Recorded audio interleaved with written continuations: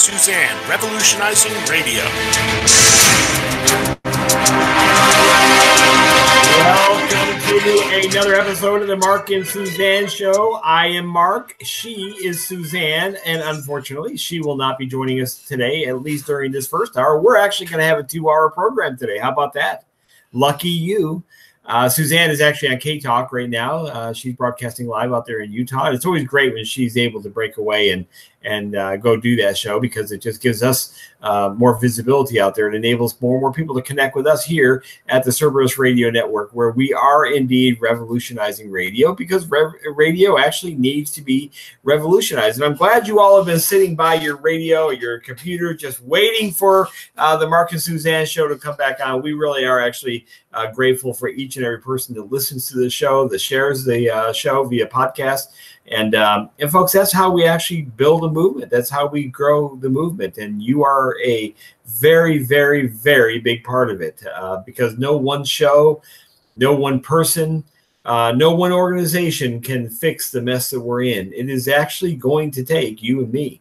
And so I'm glad you joined us here in the Mark and Suzanne Show. Also joining us today is our executive producer extraordinaire, also host of his own show, Jeff Johnson. Jeff, how you doing, brother?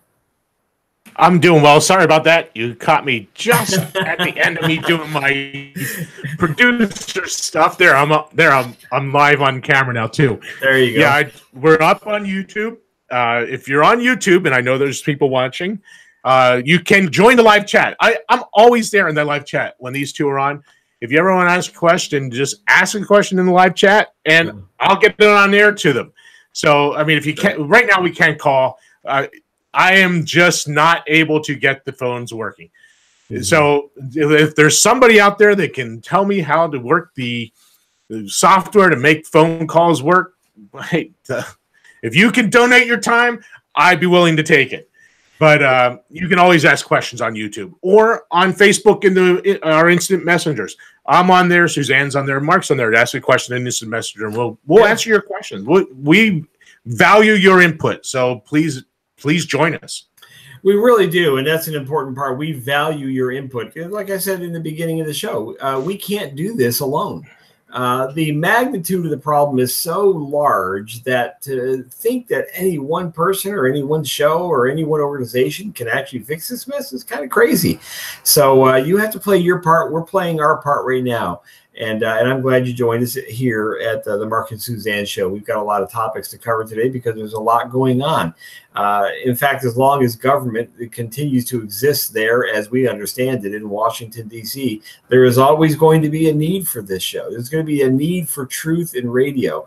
And folks, this is really where we are. We are at a moment of truth. And, you know, routinely on the show when I'm on and in other venues that I have a chance to speak, I really try to deal with this whole issue frankly. It does no good to just become a Republican cheerleader and rah-rah the GOP. It does no good to just say, blame the people about the Constitution. If the people would just obey the Constitution, or the people would just force their elected leaders to obey the Constitution, then we wouldn't be in this mess. Folks, those are all very clever tricks to keep you paralyzed from actually doing what you can do. And I want to tell you here today at 9:04 here in Oklahoma that you can do a lot. There's a lot we can do to fix the mess we're in. And let's be honest, we all know we're in a huge mess. But it takes changing our thinking a great deal, because we all have to accept the fact that we have been indoctrinated. We have been trained to think a certain way. And then we have people come along to say, well, the problem is the people's fault. No, it's not the problem. So we're going to discuss those kinds of topics here today. And I hope you'll tune in. And not only tune in, engage the conversation like Jeff said over on Facebook chat or YouTube chat. Well, I'll go ahead and answer, and Jeff will answer the best we can the questions you have. But I want to begin with this idea of a philosophical overview of government. What is the actual role of government?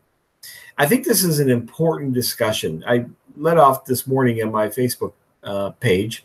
By the way, you can join me over on my Facebook page, Facebook.com/Mark Kreslins, and you can engage the debates over there. I try to start one every morning. And my whole purpose behind some of the things that I post there is to ask people to think. Jesus said that one way you can love God is with your mind. And one thing I see, Jeff, I don't know how much you pick up on this, but I see this a great deal in conservative politics today, a lack of thinking, a lack of critical thinking. It's not necessarily because they don't have the skills to think. It's kind of lazy thinking out there now. And folks, we've got to start thinking more clearly about things. So we have to entertain these ideas and begin to ask fundamental questions of government, what we believe about government. It's just too simple to say every September 17th, oh, the Constitution.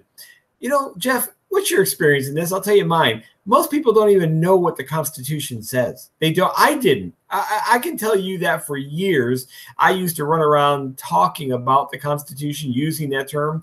But if you had asked me what Article 4 did, Houston, we have a problem.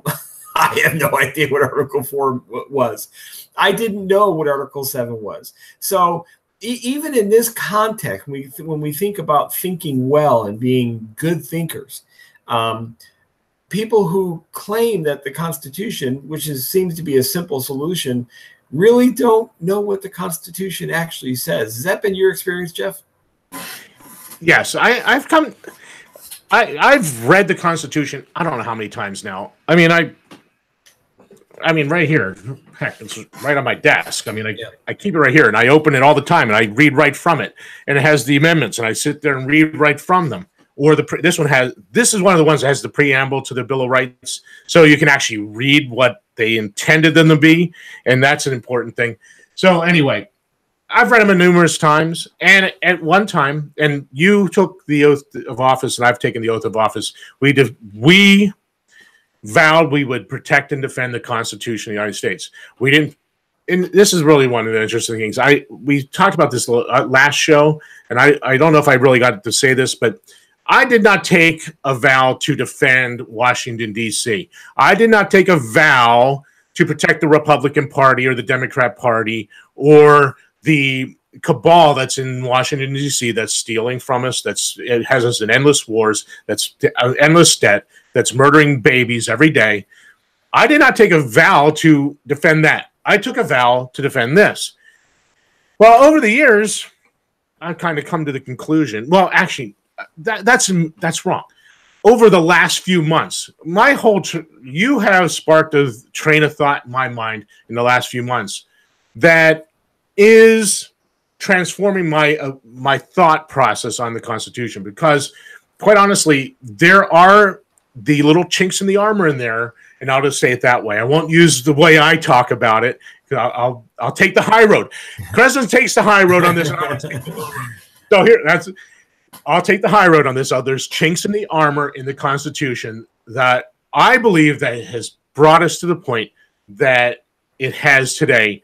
And whether it's nefarious, as in my opinion, or it's just structural, as it is in Mark's opinion, they're there. You can't deny it. You can't go in there and go, you can't look at the full faith and credit. You can't look at the necessary and proper. You can't look at Article 2, Section 2, Clause 2. You can't look at all those and say that, well, it's somehow constraining, because it really doesn't. And I don't know, hope Mark, I didn't take as far afield there, but my thinking has changed, and probably within the last 3 or 4 months, it's really radically changed on my opinion on this and what founding document that I want to drive home today. And didn't that come about, as it did for me, with critical thinking, good thinking about this? And part of being a good thinker is being a dispassionate thinker. So one of the problems is we've been trained to kind of merely revere, worship these documents. They become almost a sacred entity in our lives, and we build national holidays around them.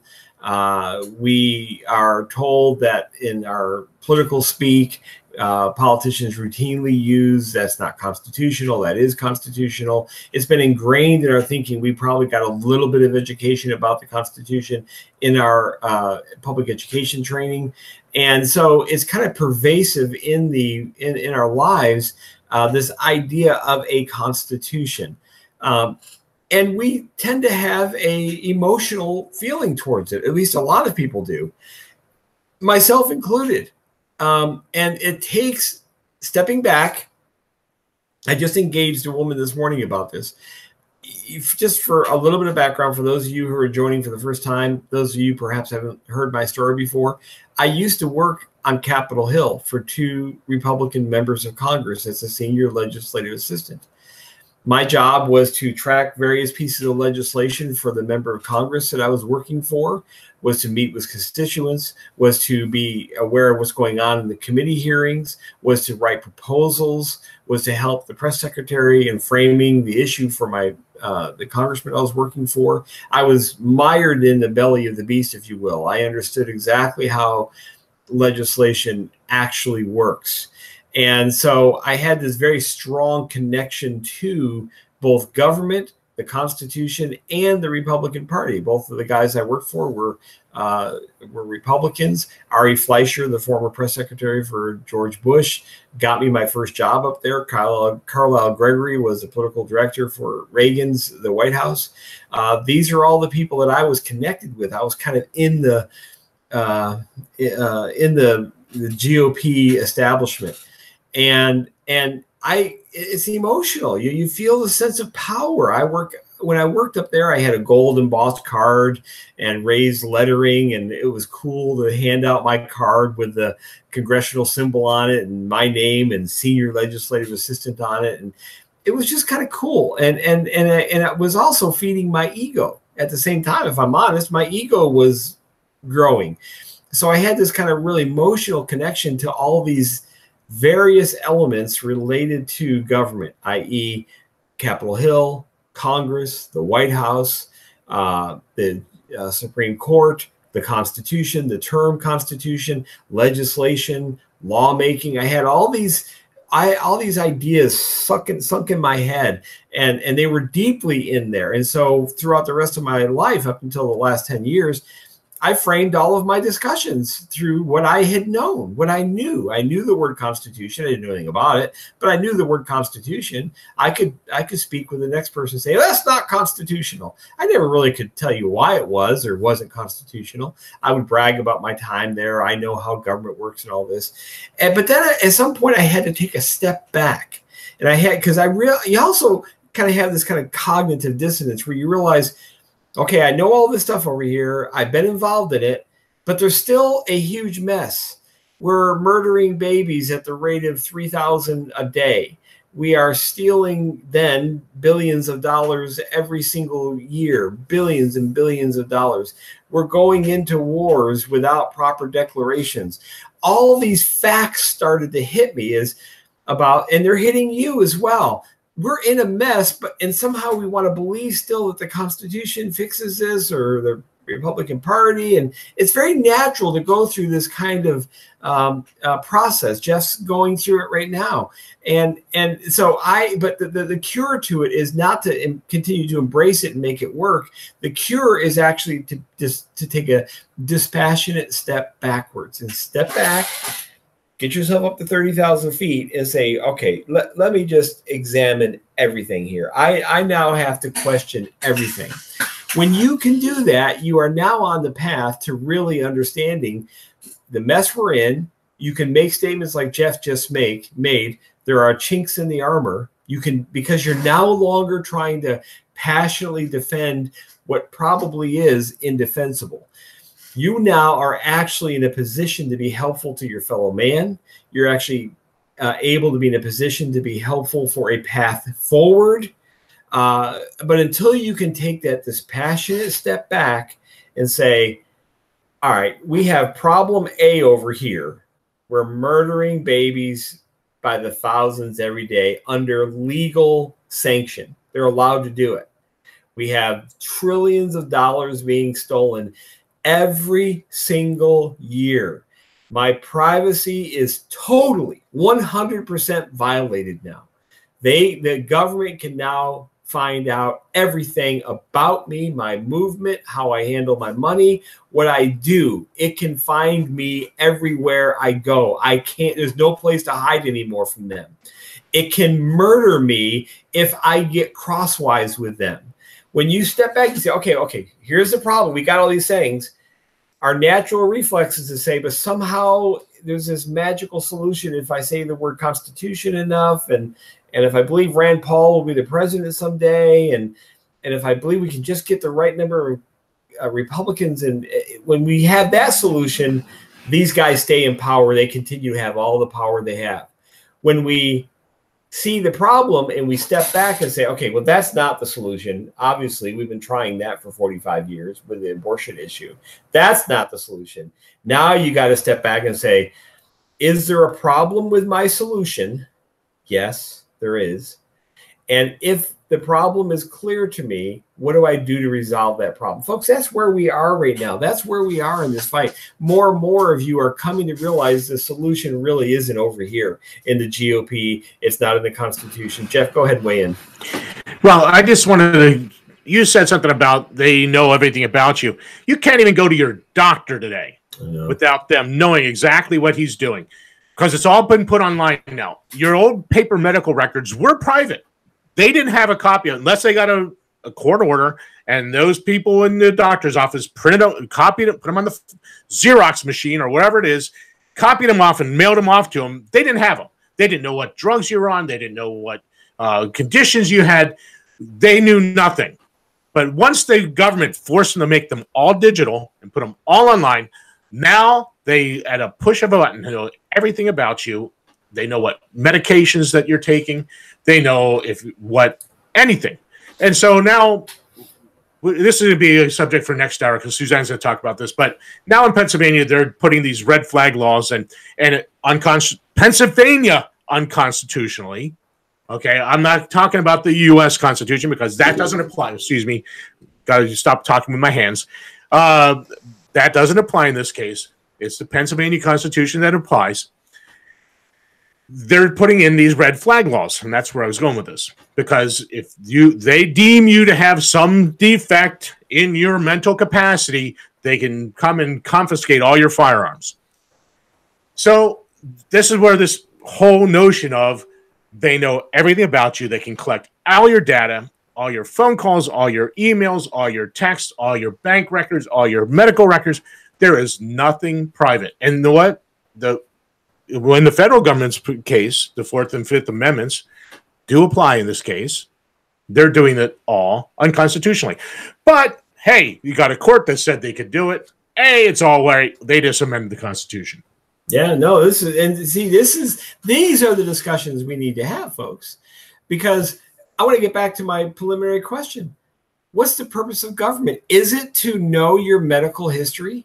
Is it to know how you use your phones? Is it to know how you use your income? Is it to know how you bank? Is it to know what you build in your backyard? Do you really believe, now just answer me this question, do you really believe that, not that you've been trained to believe or not that you just accept that that's what it is today, but do you really believe that that's what the role of government is to know all of this and to invade your life the way it does? If you believe that, then you really do have to step back and question your own sanity. I wrote a post here last week and I said, in no environment should fallen men be able to govern other fallen men. None. It took me a while to come to that conclusion, folks. I'm being honest with you. These ideas I'm expressing today, I've not held my whole life. It took me taking that dispassionate step backwards, getting up to 30,000 feet, looking at the whole picture. It took that. I had to do that first step, and you have to do that first step. I had to stop emotionally connecting to systems of government, forms of government, constitution, documents, all those sorts of things. I had to just stop that and say, we got a problem. Is the fix somewhere in those emotional solutions? And of course, it isn't. There's no fix there. So I've not always held these beliefs, but now I'm able to say, what is the proper role of government? Is it to do all this? I will unequivocally say, absolutely not. Now, interestingly enough, here 8-9 years ago, I used to hear people say, well, Kreslins, if you're not doing anything wrong, you don't have anything to worry about. I'm not hearing that very much anymore because I think people are starting to figure out the pliers that are being applied to their lives by this government. They know everything and they're squeezing every single day. They're squeezing a little bit hard. Now we know your health records. Now we know your phone use. Now we know who you're calling. And you know what's so sick about this? And I want to get you into this. I want you to move into this arena because it's contemporary right now. In the Kavanaugh hearings, right? The Supreme Court hearings. Guess what? We're not talking about one of Mr. Kavanaugh's positions on the Fourth Amendment. He actually has ruled or opined that the government does have the authority constitutionally to grab your metadata, how you use your phones. Now, this is a guy that all the Republicans and conservatives are full press supporting. Well, this accuser over there, she's tied to George Soros and Bill Clinton and all that. And this is just a setup for another, as Clarence Thomas said, a high-tech lynching. All of the gung-ho people for Brett Kavanaugh, if you're listening today and you're buying into the Rush Limbaugh nonsense about this is just a high-tech lynching, you're supporting a guy that believes the Constitution provides the authority to know who you're calling. Folks, this is why you've got to step back. This is exactly why you need to get rid of the emotional connection to the GOP, to these stupid Supreme Court hearings. It's a dog and pony show. It is a it's laughable what's going on there. Now, Jeff tells me, Jeff, you know the story because I think Suzanne did. Oh yeah, it was Suzanne who said that apparently Kavanaugh went on Fox News last night and talked about his virginity. Is that what Suzanne said, Jeff? I think so. I believe that's what she said. I'm sure we'll talk about that more in the second hour here when she's on. And stay tuned, folks, because there is a second hour coming at 11 a.m. Eastern. Now, think about that, folks. If that happened, if I understood Suzanne right, and I haven't checked it out myself, you got to – it's almost – I shouldn't laugh, I suppose. You got a Supreme Court nominee going on a news program to talk about his virginity. Do you see a problem with that? Are you seeing the same problem I'm seeing with that? If not, you're not a very good thinker. You're really not. And I don't mean this to condemn you with those words, but folks, Jesus said one of the ways we do show our love for God is with our minds, to become good thinkers. And the only way you can become a good thinker is to be a dispassionate thinker. You've got to back away from your nostalgic views of the founding, your nostalgic views of this document, the Constitution, what you believe the Constitution says, because most people don't even know what it really says. You've got to be able to back away. You've got to be able to back away from these emotional connections you have to our history. Otherwise, we have no way forward. Now, I want to take you back to a time where that actually happened. From 1733 to 1776, a lot occurred.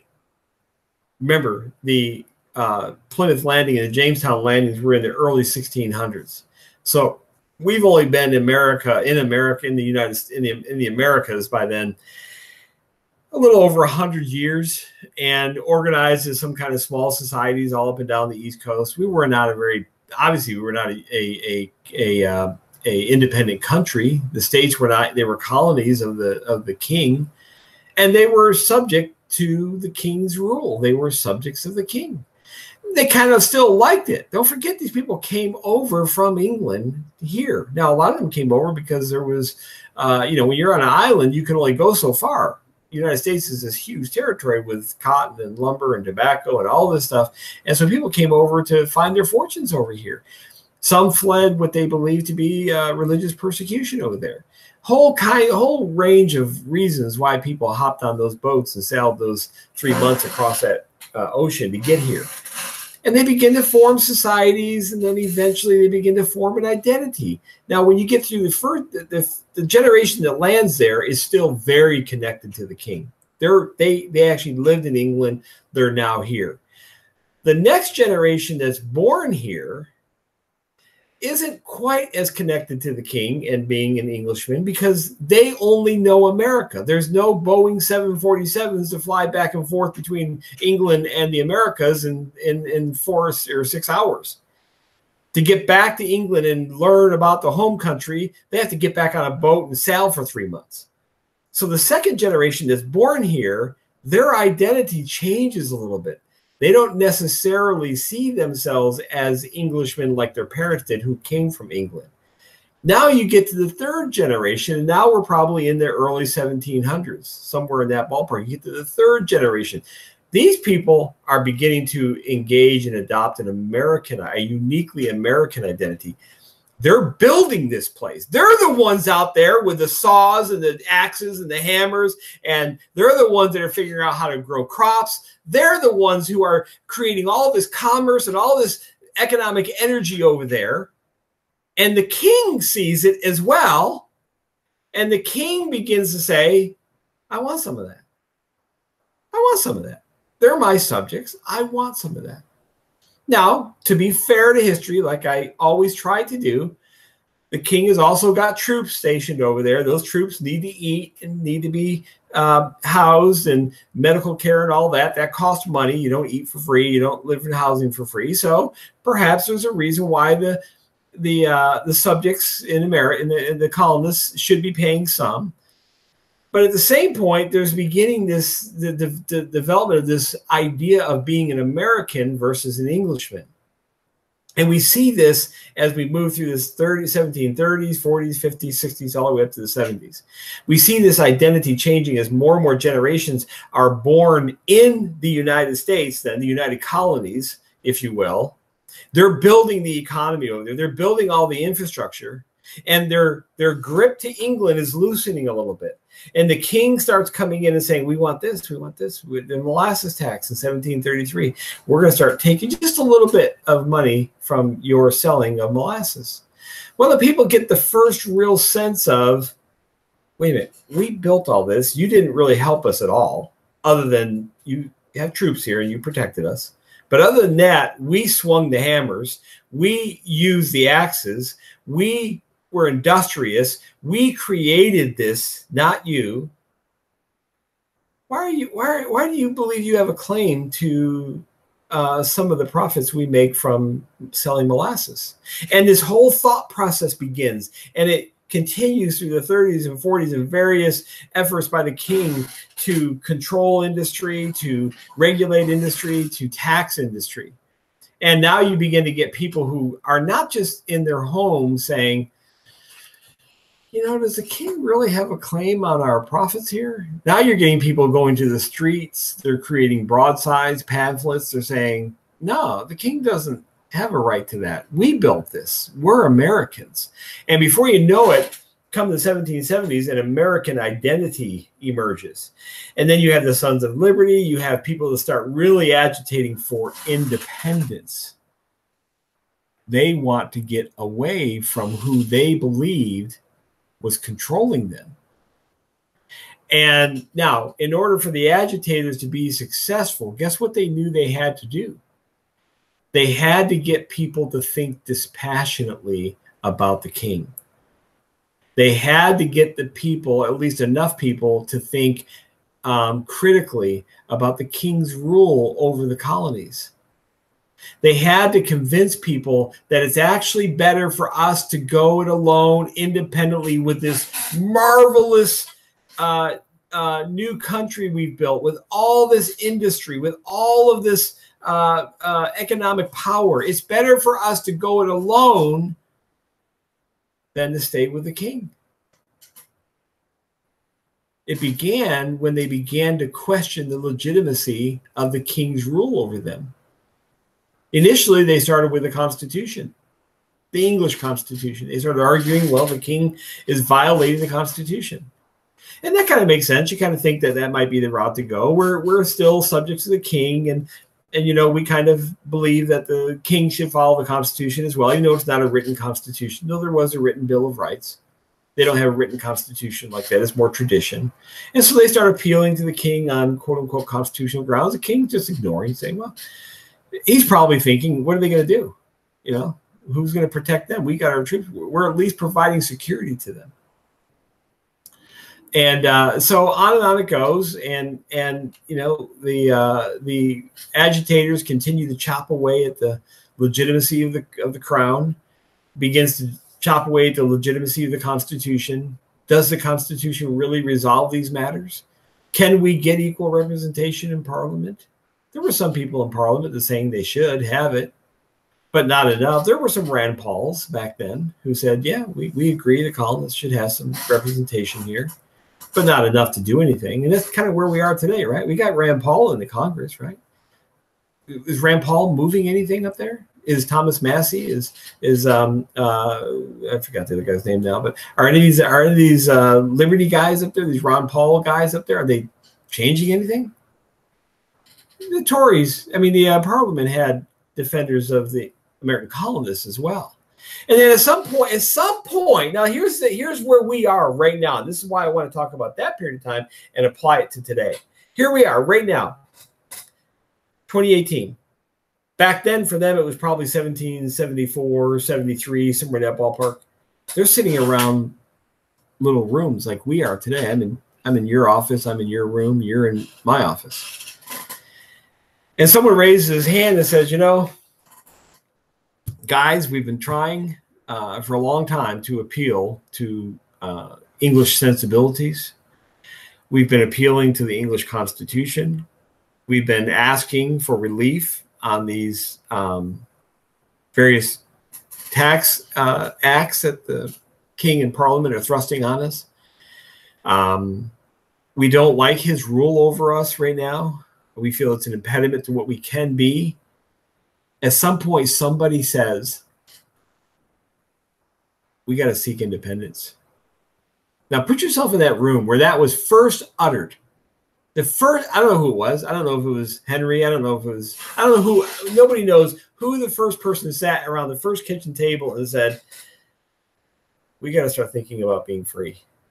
Now, you can imagine, let's just pretend there's 12 people in the room. And the one courageous guy stands up and says, guys, we've tried everything. It's now time to declare independence. Imagine the thoughts going through people's mind in that room. Some undoubtedly said, hey, are you crazy? We are subjects. He's got the most powerful army on the world. He's got 35, 40,000 of them here. Are you a lunatic? You think he's just going to let us go? Some said, well, wait a minute. I love the king. I was born into this kingdom. Some said, he's probably right. He's probably right. We've tried everything. Folks, that's where we are today. That's exactly where we are today. And you need to be involved in that kitchen table discussion. Dispassionately, because my guess is the person who first raised their hand in some room in Boston in 1773 had done exactly what we're doing here on the radio program. We thought through the whole thing. This isn't some knee-jerk, let's just go to war and declare independence. Crescent, you've always just wanted to attack somebody. No, I don't. I want peaceful change. But it takes somebody to raise the hand and say, it's time. It's time. It's time to have a new conversation. And that's what we're doing here at Cerberus Radio Network. You're not going to hear anything like this on Rush Limbaugh. You're not going to hear Sean Hannity, Laura Ingraham, Glenn Beck. Nobody's going to talk like this. And I don't know, it might be because they don't see that we're at that time. It might be that they're too invested in Republican politics. I don't know. I can't guess all their motivations. But it's the same as it was in 1773. Some group of people have to stand up and say, it's time. Right, Jeff? Yes, it is. I cannot go through a show without reading my guy. I know. You know who that is? Patrick Henry. It's Patrick Henry. And believe it or not, today it's not June 5th, or one of those ones in the Junes of 1787.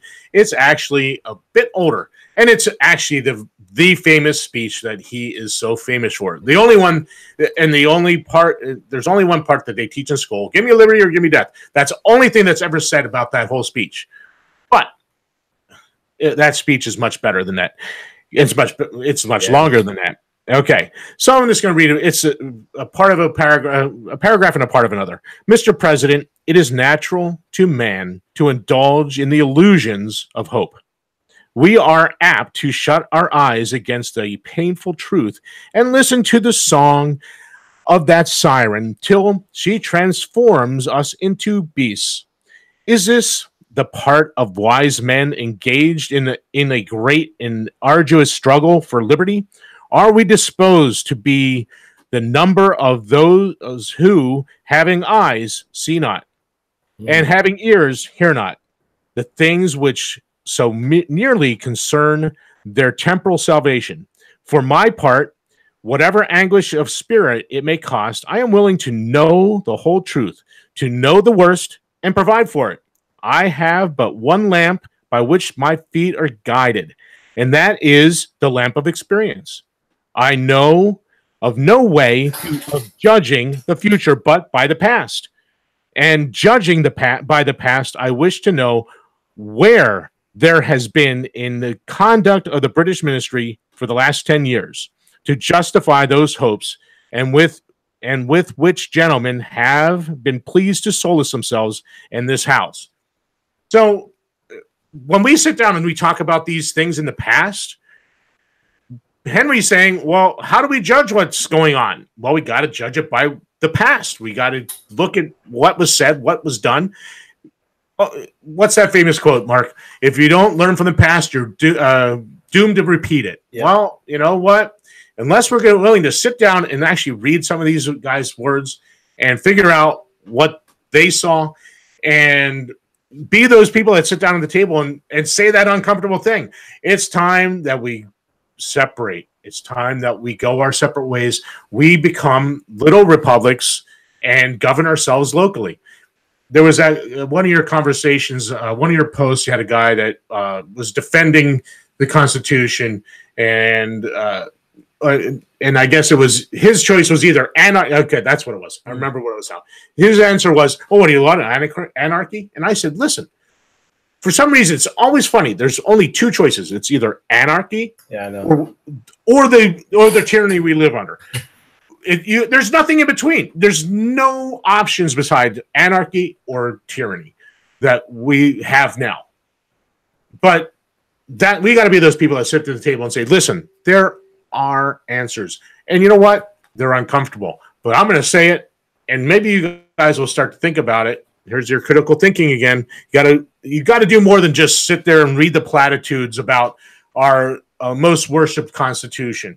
You got to stop worshiping the flag and the pledge and all this stuff, and stop and think about what they're doing and how are we going to fix it.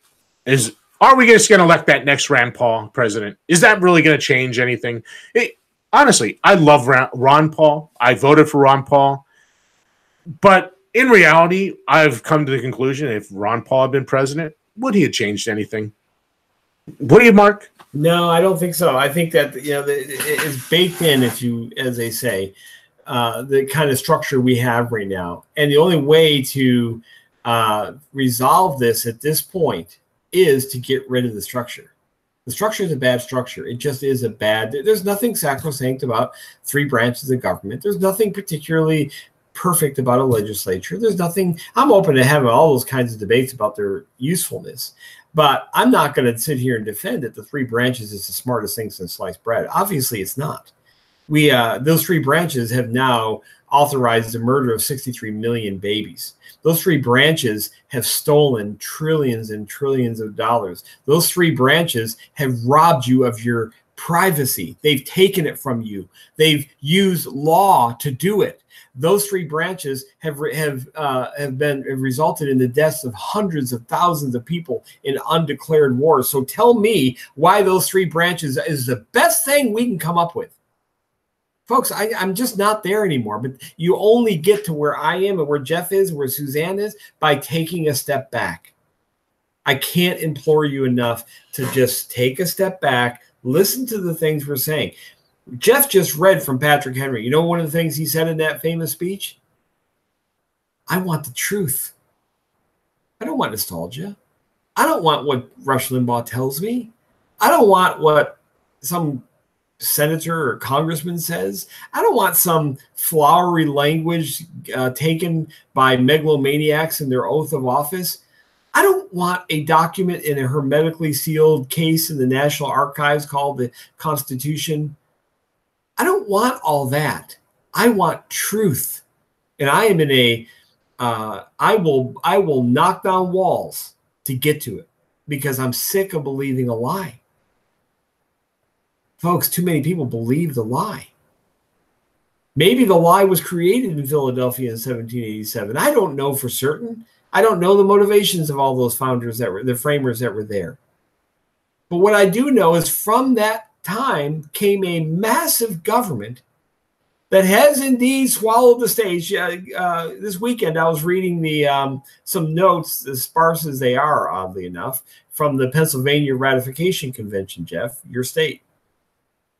And the shenanigans that were going on, the debates on the floor that were recorded, oddly enough, so they were in convention from November 24th to December 12th. Right after November 30th, a lot of the note-taking stopped. Now, some people make allegations that the one guy, his name is Jespers, who was a reporter for a local newspaper there, was taking the most copious notes, was kind of persuaded not to take more notes by guess who? The Federalist Convention. Now that's an assertion being made. The guy's not alive, obviously, to say that's what happened. But oddly enough, most of the ratification debate notes end November 30th. Now here recently they have found some other notes, little pieces of, and you begin to see some of the floor debates going on there. And there are anti-federalists there that are making unbelievable statements about the convention, the Philadelphia Convention, about what this Constitution was going to do. And at the end of the day, they lost. But they were making the right. They saw what we have today. They saw it in their mind's eye. They saw, why can't we see it today? Because we're not looking. That's why. Because we're not taking that step back and examining everything and doing as Henry said, I want the truth. Wherever that truth leads us, that's what I want. You know who said, you know who's the greatest spokesman for truth in all of recorded human history? My Lord and Savior, Jesus Christ.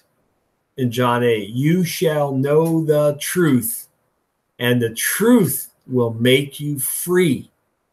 Folks, we're in bondage right now to this improper role of government.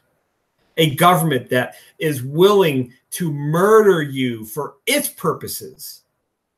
Look at Suzette Kelo. Little Suzette Kelo got totally steamrolled by the Supreme Court. She lost her house on a beautiful part of the New Jersey area under the takings clause of Article 5 or the Fifth Amendment. She's just one woman. She couldn't defend herself.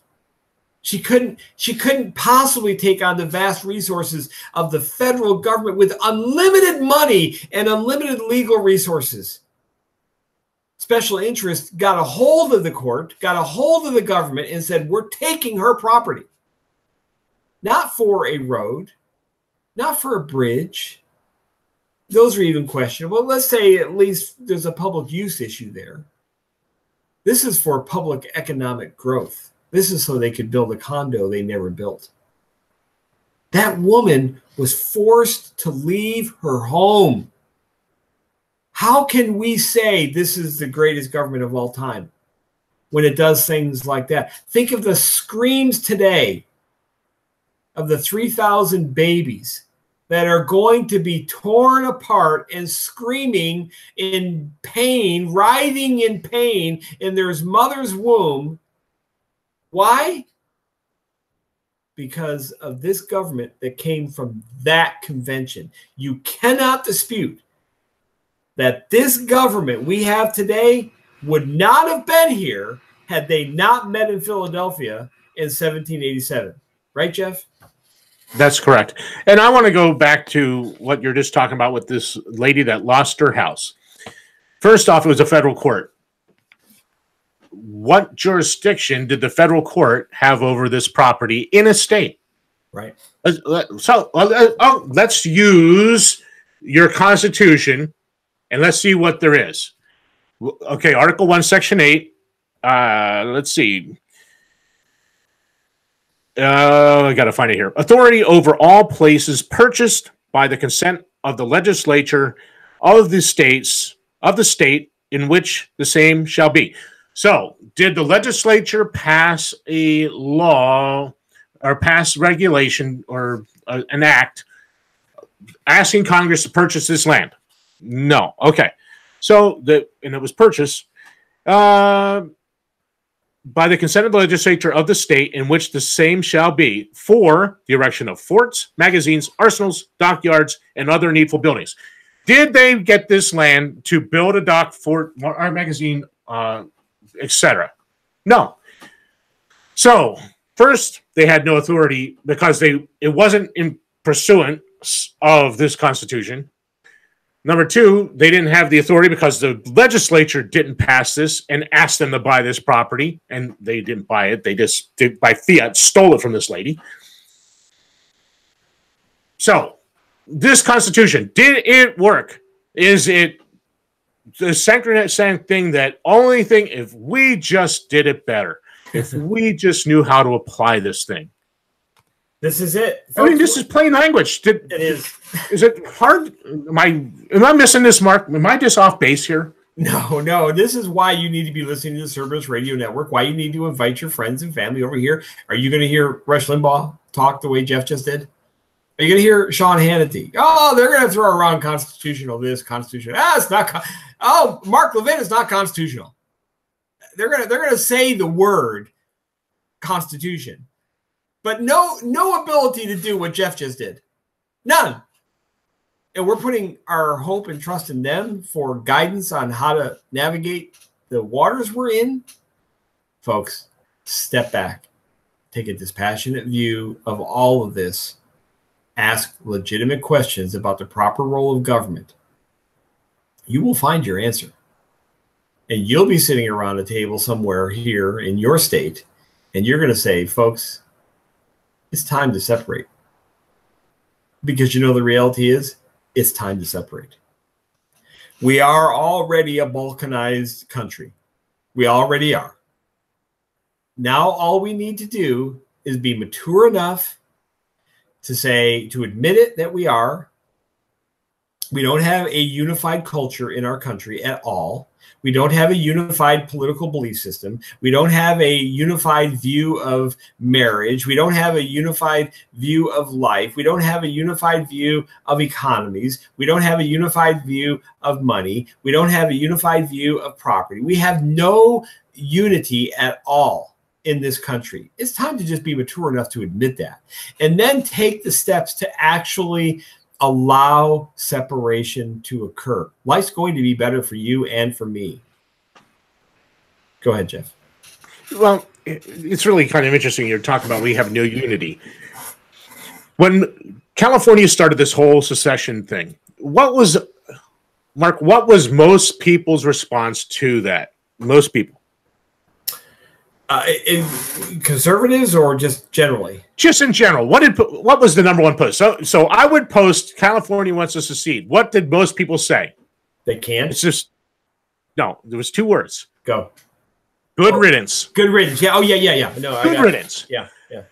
So we're so unified that you are good riddance. Get rid of them. I'm glad they're gone. But you know what? California's right. You know what? They may be doing it for the wrong reason. They may be doing it because they want to become their own little socialist country. And you know what? They can do that. That is their God-given natural right to decide for themselves how they want to organize their government, how they want to free associate, how they want to govern. Read the Declaration of Independence. If they want to declare their independence and become a socialist country, God bless them. That's I'm saying good riddance because I'm not mad at him. I'm saying good because I'm happy for him. Yes. Go do what you feel like doing. That's great. But, you know, that whole thing is good riddance. We are not unified. We do not have things in common. We don't have a culture in common. We have very little in common. Now, I have very little in common with that Massachusetts liberal or that California liberal. Mm-hmm. And quite honestly, I have very little in common with that Mississippi conservative because my culture is completely different than the people in Mississippi. And honestly, Mark, so is yours. Yes, it is. So, no, I'm totally with you. I'm reading something here real quick because a mutual friend of ours is helping the Cal Exit group write their statement of secession. And you said something I think is really important. I'm trying to find how this person wrote this. Let me see here, because it dealt exactly with what you just said. I want to. Oh yeah, here it is. He says, you pick up where the public. Okay.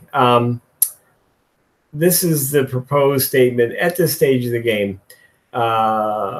If any state in the union shall declare that it prefers separation to the continuance in the union, I had no hesitation in saying, let us separate. Likewise, the resolution would read, if the people of California vote to secede in a valid referendum and reasonable settlement of public debt and other matters of political divorce can be negotiated between California and the representatives of the several states, we have no hesitation in saying, let us shake hands and part friends. And now you know the person, I'll tell you who it is off the air, who is engaged in that. But they're trying to say, let's be mature adults about this. I don't wish California ill. I hope they secede and succeed at what they want to do. Why would I wish them ill? And I think the way this person wrote this, let us shake hands with California and let us part friends. You know why? Because I still want to buy products from California. I want to take a vacation in their beautiful state. They have some of the most beautiful scenery on the planet.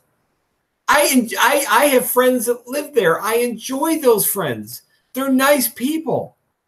You see, this stupid political system we have causes us to think everybody in California is evil. Folks, there's evil in Oklahoma, in conservative Oklahoma. There's evil everywhere. Guess why? Because man fell back in the garden. There's always going to be evil. But that doesn't mean I have to wish the totality of the state to break off and sink into the ocean. Oh, I hope you drown over there. Why can't we be kind and gracious to them? Why can't we shake hands with them and say, we want to part, but we want to part friends with you? Why?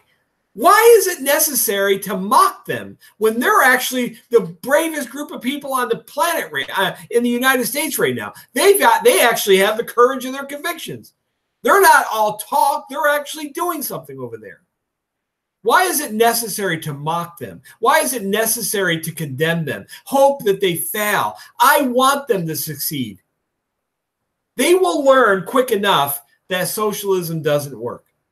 Do you know with their GDP of about $2.3 trillion, they can fund their entire current state budget over there with a 10% across the board tax on all economic output? That's all the tax they would pay. They wouldn't pay any stupid federal excise taxes or income taxes. If they broke off, they would have a lower tax rate than any of you, and we're mocking them.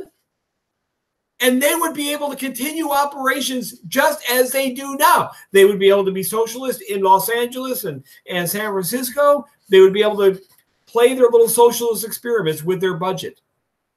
And we mock them? No, not me. I support them.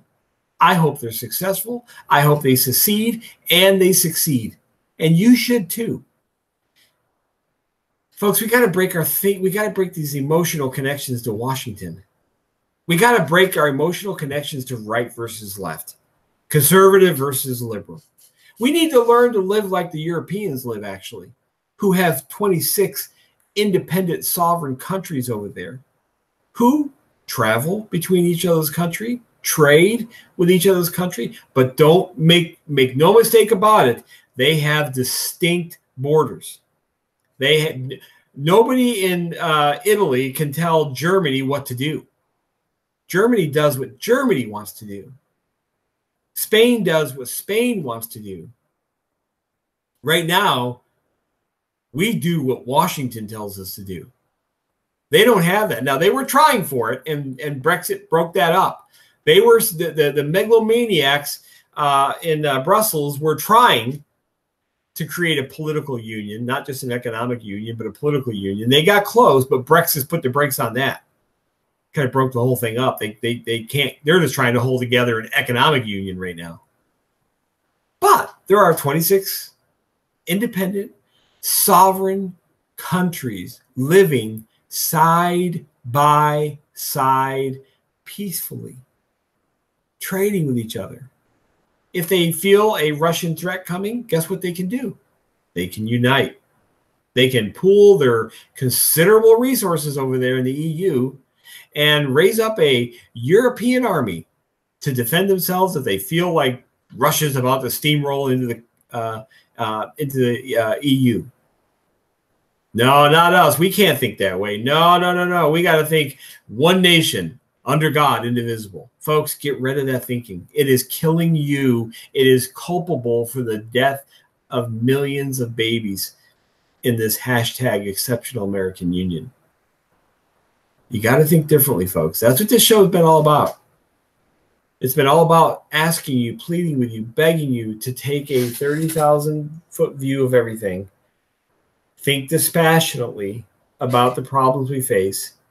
Examine our founding documents. Why did they declare independence? And perhaps you're supposed to be that person sitting around the table who raises their hand and says, guys,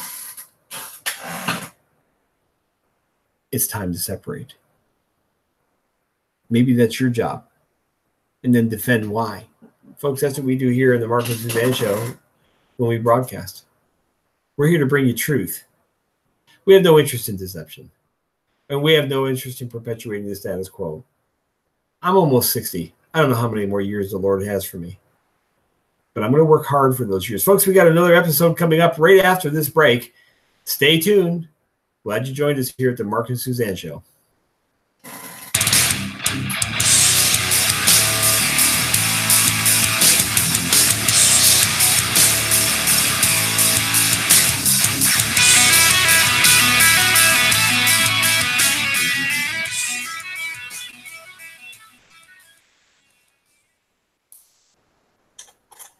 Citizens, soldiers, I'm here at the order of General Robert E. Lee, commanding all Virginia forces. On April 15th of this year of our Lord, 1861, Simon Cameron, the Secretary of War of the United States, sent a telegram to our Governor, John Letcher, directing him to raise 3 regiments of infantry to be sent to assist in suppressing the Southern Confederacy. Governor Letcher's answer is well known to you, but perhaps not his words. His wire to Washington stated, "You have chosen to inaugurate civil war. And having done so, we will meet you in a spirit as determined as the Lincoln administration has exhibited toward the South." 2 days later, the Virginia legislature voted for secession. Just as we would not send any of our soldiers to march in other states and tyrannize other people, so will we never allow the armies of others to march into our state and tyrannize our people. Like many of you, indeed most of you, I've always been a Union man. It is not with joy or with a light heart that many of us have welcomed secession. Had our neighbors to the north practiced a less bellicose form of persuasion, perhaps this day might not have come, but that day has been thrust upon us like it was thrust upon our ancestors. The Lincoln administration required us to raise 3 regiments. Tell them we have done so. Cerberus Radio Network, protecting liberty and freedom from the flames of tyranny.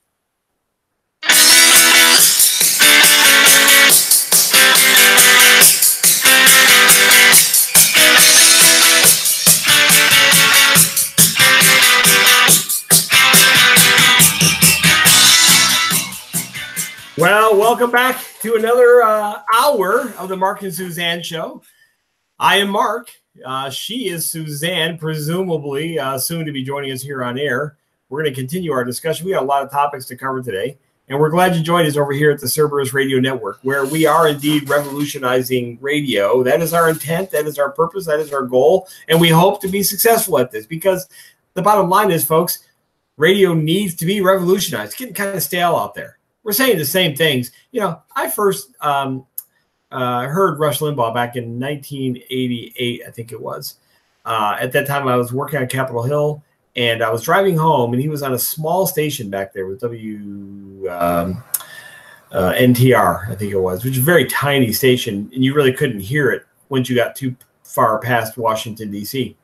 And I remember driving home, and I was hearing him, and I was listening, and I thought, oh my gosh, this guy is saying what I said, what I believe. I mean, and I remember going home and talking to my wife and saying, honey, you're not going to believe, I just heard this guy named Russ Limbaugh or something like that. I can't even pronounce his name. But it was the first time I actually heard somebody that was saying the things that I believed. And I was so excited about it. And yet here now we are, 30 years later, and no hit on Rush particularly, but here we are essentially saying the same things we were saying back in 1988. Folks, we got to change things, and that's what we're trying to do here at Cerberus Radio Network. Welcome to the program, my dear friend, Suzanne Sherman. Suzanne, how you doing? I'm doing great. Hey, I'm sorry I missed the first hour, but I bet you enjoyed having the chance to talk and not have to fitting in a word in when I'm you. Not at all. Not at all. We enjoyed the hour together. We missed you on the show. We're glad you joined us. We know you were over there at K-Talk, and give us a little bit of a rundown of how the show went over there. I got your text message here that you guys were on a roll over there. What was going on? You know, it's a great opportunity to reach a huge audience with terrestrial radio and really express what we're trying to get across, this message. And I drive that home, that they have got to get away from their traditional thinking. You know, I exposed them. We talked about Donald Trump with his executive order and looking into Google and looking into antitrust. And we're going to look into this. And Suzanne, comments? Pause. Congress shall make no law abridging the freedom of speech. Exactly. And so this is where conservatives fail. They are so inconsistent because there is no, first of all, constitutional authority. If you want to assume, as I do, the general government is joined at the hip with these tech companies, yes, but does that mean that they have the constitutional authority to be involved with them in the first place? The answer is unequivocally no. So what we're going to say now is, well, let's say that the First Amendment applies. We can't regulate them that way, but by golly, we have that Antitrust Act, and we're going to do that. They're bootstrapping an unconstitutional act to justify this, and then what they'll say is, well, you know, it's just there's such inconsistency of thought. Well, even if it's a utility company, I said, show me the constitutional authority ever delegated to the general government to regulate utilities. Here's the problem with inconsistency and conservatism today. Remember when then President Obama suggested that his administration put officials, representatives in the newsrooms across America to see how they're selecting their stories. Conservatives were out of their minds, but all of a sudden now it's a good idea.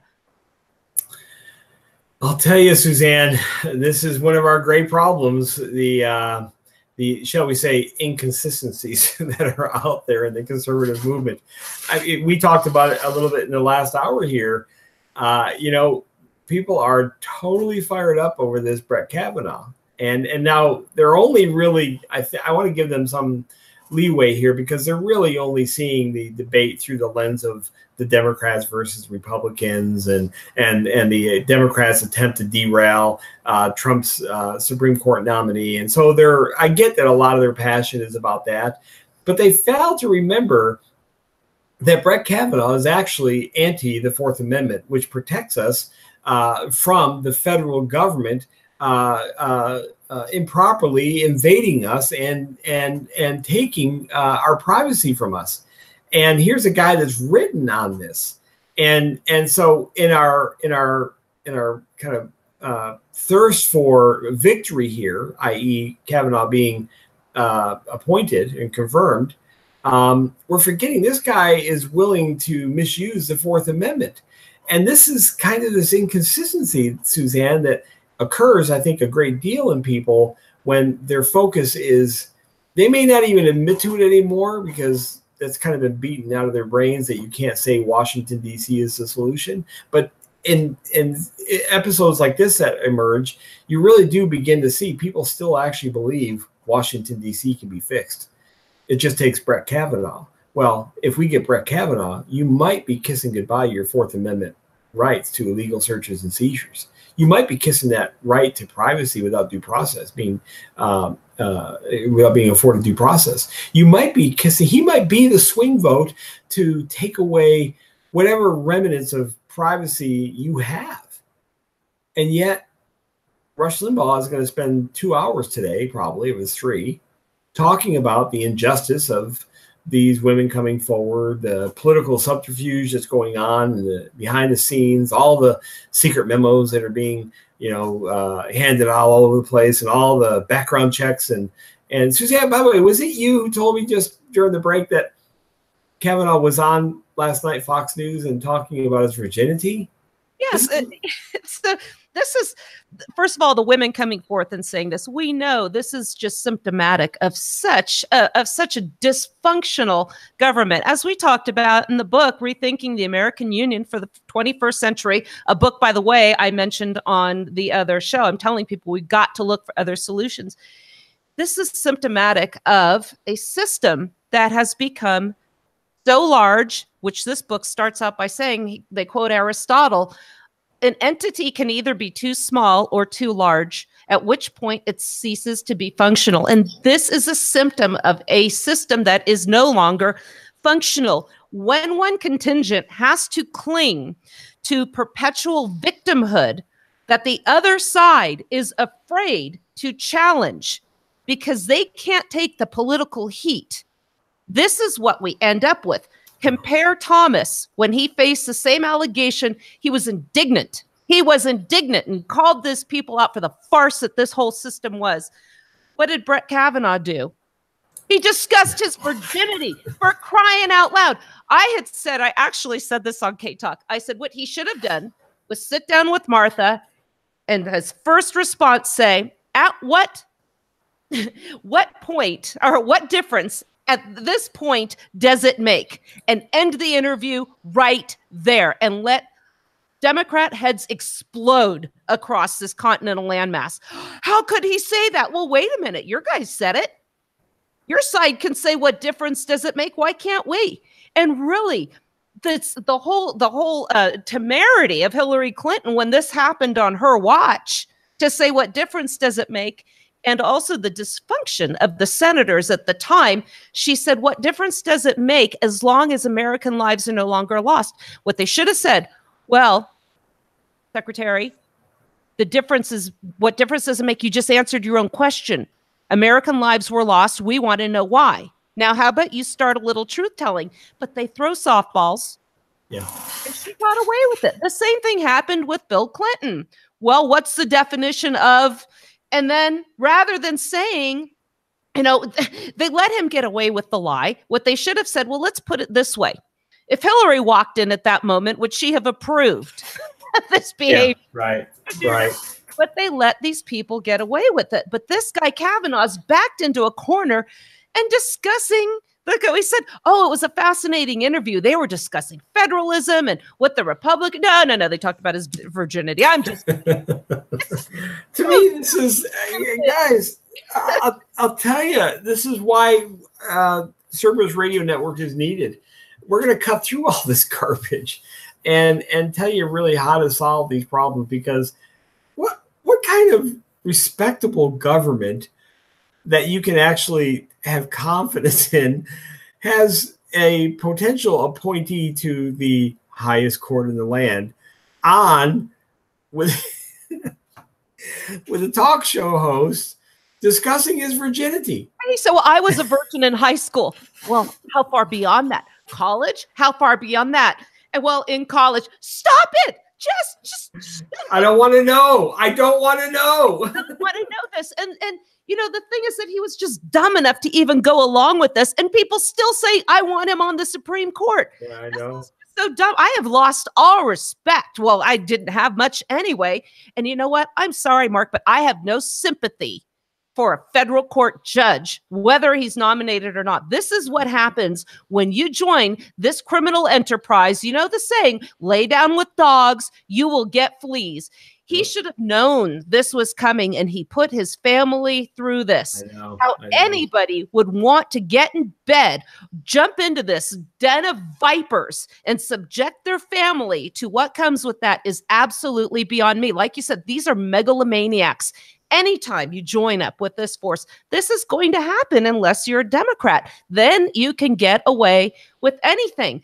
Trump grabbed a woman. Oh, horrific. We're going to wear hats in protest. Kennedy led a woman to drown. He's a hero. He's a champion of women's rights. Well, okay, maybe not all women, but most of them. All but one.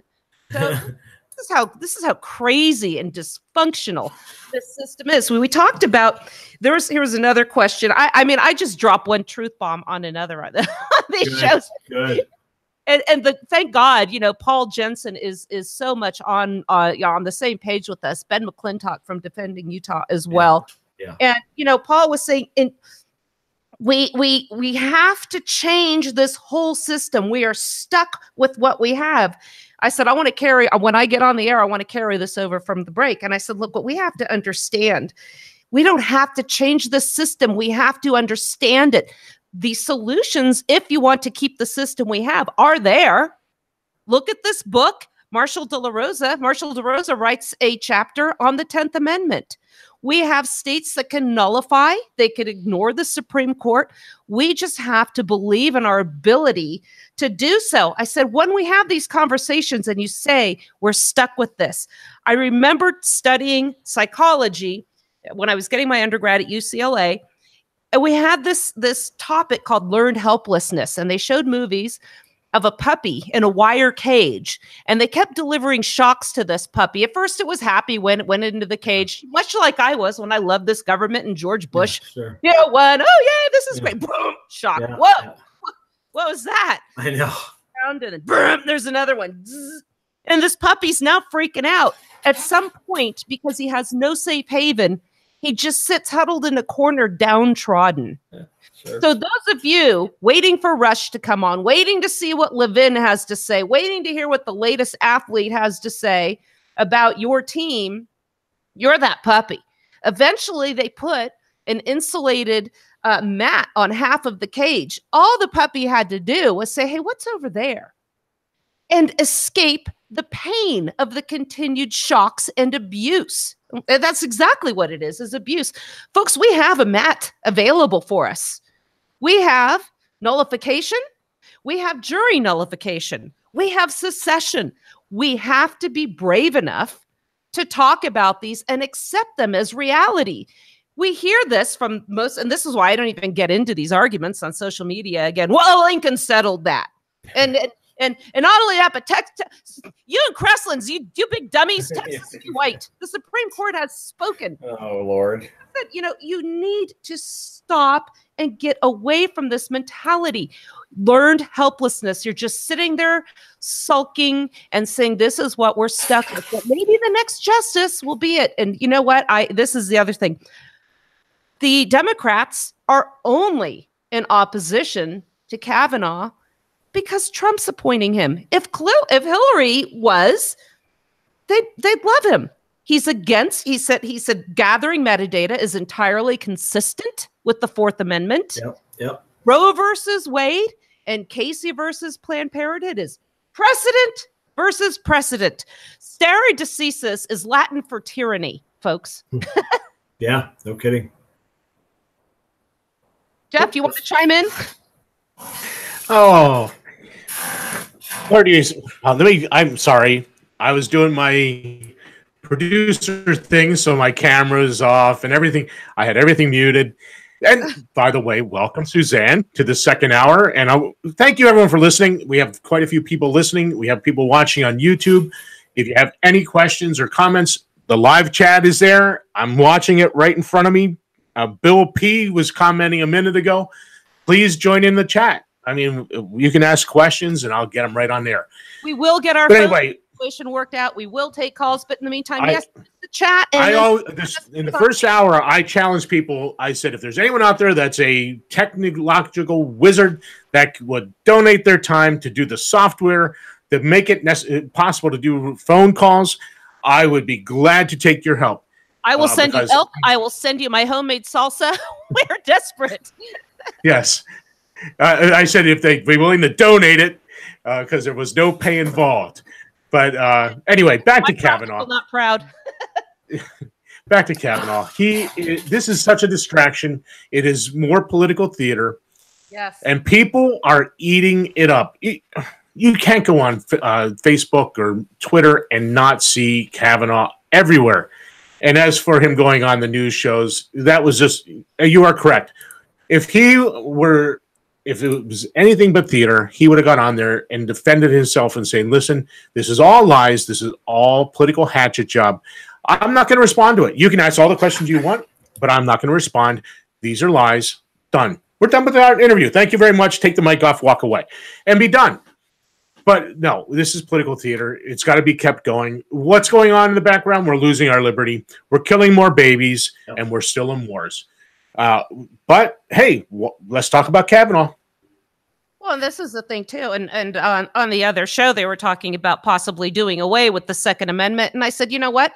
Even if they did, it does not matter. And we talked about the supremacy clause. I said, the operative clause in there is in the pursuance thereof. So the United States Constitution and the laws of Congress are the supreme law of the land, so long as they're in pursuance of the Constitution. But as we have talked about, Mark, we've dug a little bit deeper here, something they don't do. Most of these, it's cutting edge when these people get into that little caveat in the supremacy clause, but they never dig deeper like we do. Look at the Article 2 appointment powers. Yeah, look at the treaty powers. These are ways of circumventing Article 1, Section 8. Yeah. Was it done by design? We're not going to figure that out. It sure is convenient how it worked out, particularly when you look at the proponents, at some of the more significant proponents. We discussed that on the Mises article, which featured Chapter 5 of Knox's book on Jefferson. This was put forth by lawyers, financiers, mercantilists. These are the people that do well and prosper based on the production of others. They don't produce anything at all. No. Why then, you have to ask, are they so concerned about bringing the producers under the auspices of a central authority? When I went to law school, we are trained to look at, or we learn to look at the motivations of those that are going to be testifying, those that are filling out the police reports, those that are the witnesses. This is what we have to think about. What is their motivation? And when you look at that whole picture and take in what we call the totality of the circumstances, bring out Patrick Henry, I smell a rat. Yeah, I want to do a little exercise here real quick. And in the first hour, Suzanne, we talked about learning how to be critical thinkers about all this and how to think well about this. Jeff read a quote from Patrick Henry where in his famous May 4th St. John's Church speech, where he said, I want the truth. That's all I want. I want the truth. And folks, that's what I want right now. I want the truth. I don't want political victory. I'm not seeking that. I'm seeking truth about what has happened. How did we get to a point where we are murdering 3,000 babies a day, 20 here in conservative pro-life Oklahoma? How did we get to the point where we are robbing people of trillions of dollars of their hard-earned income every single year? How did we get to the point where we're stealing property from people? How did we get to the point where you can't safely say anything now without fear that the government is listening in? How did we get to that point? Well, folks, I'm going to give you a tool. And it's a tool you are all familiar with. You've actually learned this in public school. It's called the scientific method. And as I mentioned in the first hour, we've got to learn how to think dispassionately about these issues. To think passionately about them is to say, well, those Democrats, they're trying to derail Donald Trump's Supreme Court appointee. That's thinking passionately and really illogically about the situation. Thinking dispassionately is what I'm going to give you right now. It's called the scientific method. We've all learned it. We've all learned the various stages of the scientific method. First, you ask a question. Something's curious. Now, I want to apply this right now to the Constitution. Here's the question. Can a system of government be created that would protect the unalienable rights to life, liberty, and the hundreds of other unalienable rights that we have? That's the question. Can a system of government be created that secures, as it says in the Declaration, secures unalienable rights? I want you all to ask that question. Can a system of government be created that will secure unalienable rights? Now, in order to test, to figure out if our question can be fulfilled, we have to create a hypothesis. Here's the hypothesis that essentially the framers were engaging in 1776. I'm going to remove myself from the debate about their motivations. I believe this is the question. This is the hypothesis they created. If we create a government where power is distributed amongst three separate and distinct branches with enumerated powers, then the then unalienable rights will be protected. Question: can a system of government be created that will secure unalienable rights? The hypothesis is, in Philadelphia in 1787, if we create a government with three branches of co-equal powers with enumerated rights, that will secure unalienable rights. We launched the experiment on September 17, 1787. That experiment was accepted by the people in totality in 1791 by all 13 states, right? So now it's functioning. It's functioning. Now, the next step in the scientific method is to collect the data on the hypothesis. Did the hypothesis fulfill the question? Well, let's start collecting data. This system of government has sanctioned the murder of 59 million babies, violating their unalienable right to life. This system of government sanctioned the theft of over $20 trillion in aggregate, $3 trillion annually, violating your unalienable right to property. This system of government has created and defends massive collection of private data without warrants, violating the unalienable right to privacy. This system of government murdered hundreds of thousands of people during the war between the states, violating their oath of office. This system of government has endorsed sending tens of thousands of your men and women on offensive military operations without constitutionally declared wars. This system caused the violation of the unalienable right to life from the people that got sent to these wars. The members of this government are constantly violating their oaths when acting in arbitrary and capricious ways towards the people. This system of government defends the Supreme Court that arbitrarily makes up laws, authorizes all of the above to occur with their decisions. So now we've created the question, can this happen? Can a government be created that secures unalienable rights? We created a hypothesis. Yes, we believe it can in three branches. We now collect the data. Now we have to get to the fourth step in the scientific method, conclusions. The current system of government does not protect unalienable rights to life, unalienable rights. Rather, it has a very long history of abusing unalienable rights.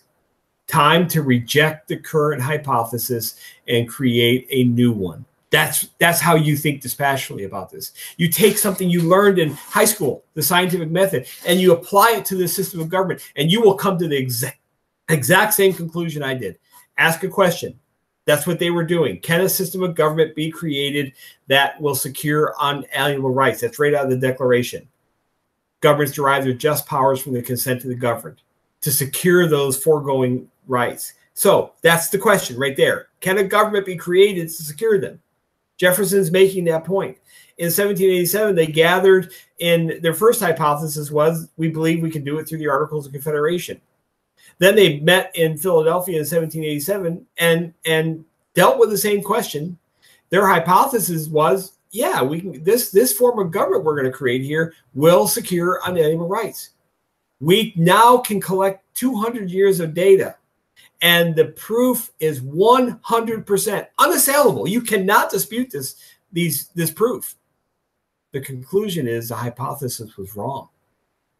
This form of government does not secure unalienable rights. So what now is really the fifth step in the scientific method? You rewrite a new hypothesis. Folks, that's where we are right now on September 25th, 2018. We need to write a new hypothesis based on that question. Now start thinking, what kind of government could you create in your mind right now that would secure unalienable rights? Let's have that conversation. I don't want to have any more conversations about the Constitution. I don't care what it did, does, will do. It failed. The scientific method, without dispute, proves that it fails, that it failed. Presslins, you big dummy. The people failed. The Constitution. Of course it was the people. Failed the Constitution. You know, and to my response is, fine, how are you going to fix it? How are you going to fix this? It is, yes. You know, even if you want to be, again, not question the motives of those that have put this, you don't have to. We have the record. For crying out loud, we have adopted this conclusion of global warming based on data that isn't even well, in the ballpark of what you just described. History is so clear that this document, the people, whatever, John Adams said that this Constitution, this form of government, was uniquely qualified for a moral and just society and wholly unsuitable for anybody else. As we had said before, the founders were aware of the fall of man. They were aware of the immorality of the day, which, boy, howdy, I wouldn't even want to imagine what they would see if they were able to come forward in time and see what we have now. Benjamin Franklin, we have given you a republic if you can keep it, smirking on the way out the door. These people set us up. We know now that this has failed. So what are we going to do at this point? That's why I think it's so important to have these conversations about rethinking the American Union for the 21st century. How many people ever examine secession from a contracts theory perspective? Even as a lawyer, I never thought of that. You know, common law teaches us that one of the fundamental remedies for breach of contract is rescission. This is all secession is, folks. 13 sovereign and independent states ultimately formed a voluntary union from which they could leave if any party was in breach. And this is what we are faced with. On the last show, when I was on K-Talk, we've got one caller that always says, I agree with Suzanne on so many things, but I believe that when the Bill of Rights was added, it changed the nature of the Constitution and it made the principles set forth apply to the state. So what he's saying is something that didn't exist before, all of a sudden now changes the relationship of the general government and the states. It doesn't make sense. He says, I believe in the 14th Amendment. And boy, did I opened up and I said, you got to understand the Bill of Rights changed nothing. It merely were added to simply instill confidence and the beneficent means and ends of the new government. It was to calm people's fears. There was significant amount of distrust. The Second Amendment, take it away all you want. The First Amendment, take it away all you want. The rights that are addressed, which are really restrictions, do not change one iota with regards to the powers the states delegated to the general government. I love the quote with John Taylor of Caroline, who said it was an ultimate act of sovereignty when the states created this general government at any time of their choosing. They could reassert this sovereignty and destroy the government. That's seditious at this point. You know, some people just don't get it. Sadly, you're right, Suzanne. Whoop, we have somebody on the phones? Junk bond. Half the problem that we face is that people believe that the Constitution is doing exactly what it should be doing. They're getting their free benefits. They're getting everything they want from government, and they're going to fight real hard not to give that up. No, you're right. Folks, let me just jump in real quick. I got to head out to a meeting here. I'm going to sign off. I do encourage you to take some time and apply the scientific method to this mess we have. I think you'll find the same answer as I do. It'll be out in my book at some point here when I get it published. And you'll be able to read a lot more about how I apply that, but other thinking to this idea that Suzanne just described, rethinking the American Union for the 21st century. Folks, I look forward to seeing you here in the near future. I'll turn it back over to Suzanne and Greg now. All right. Hey, thank you for letting me talk with you a little bit, Mark. I appreciate that. Greg, I'm delighted that you joined me. I have some stuff that I want to cover. I also want to remind people on November 10th, we were talking about secession, nullification. There is a secession and nullification symposium and that is put on by the Abbeville Institute. That is going to be in the Dallas-Fort Worth area, November 10th. That is on a Saturday. And Michael Bolden's going to be speaking. There is a president and founder of the 10th Amendment Center, Jeff Deist from Mises.org. And I believe Donald Livingston's going to be speaking. Mark Cresslin's will be there. I will be there. This is going to be a lot of fun. This stuff is not extremist thinking. This is in complete conformity with our founding principles. That being said, Junk Bond, I'm so glad you were able to join us today. Well, thank you very much for having me. This morning turned into quite the morning, which I was not expecting in the least, but it has allowed me at least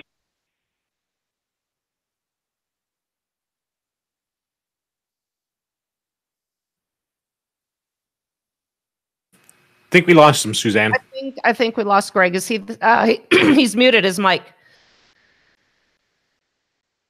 Yeah, so he has. So here's. But we're glad to have him anyway, in spite of his technical issues right now.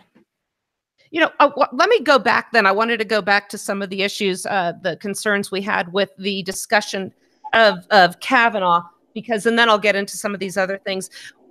One of the problems I heard somebody say was, look, you might not like what Kavanaugh's saying, but he's better than if we'd gotten a liberal judge. And my question to that is, why are we so hung up on what judges are on the Supreme Court? And oh my goodness, you know, it wouldn't be an exact disaster if we had a 4-4 split and they couldn't come up with any decisions. In fact, I really welcome that. What about you, Jeff? Hey, Greg, I need you to mute your mic for a minute. Thank you. We were getting terrible road noise from his phone, and it was making you very difficult to hear. Okay. So please ask that question again, because I was trying to deal with that. My question was going back to the over importance and the inflated opinion we have on the Supreme Court, which we know was supposed to be the least troublesome of the three branches of government, where somebody was saying, well, you know, at least Kavanaugh isn't appointed by a liberal president. And I thought, you know, again, this is insane. This is what I said on K-Talk as well. It is amazing to me that the Democrats don't like Justice Kavanaugh, because he upholds Democrat values. He feels, and actually this is conservative as well, which really means the two terms don't mean much. The gathering of metadata is entirely consistent with the Fourth Amendment, as I said with Mark as well. Precedent upon precedent, the 2 cases upholding abortion in these United States. This is an individual you would think that the Democrats would be happy with. But the problem is we are so hung up on the letters D or R, it puts this entire population into an absolute frenzy. Meanwhile, we're ignoring all of these wars. We're ignoring the drug wars. We're ignoring the constant taking away of our liberties. We're ignoring our system of fiat currency and the Federal Reserve. The real problems, the real dangers are being swept under the rug because we've got to listen to some guy who wears a black robe talk about his virginity. This is insane.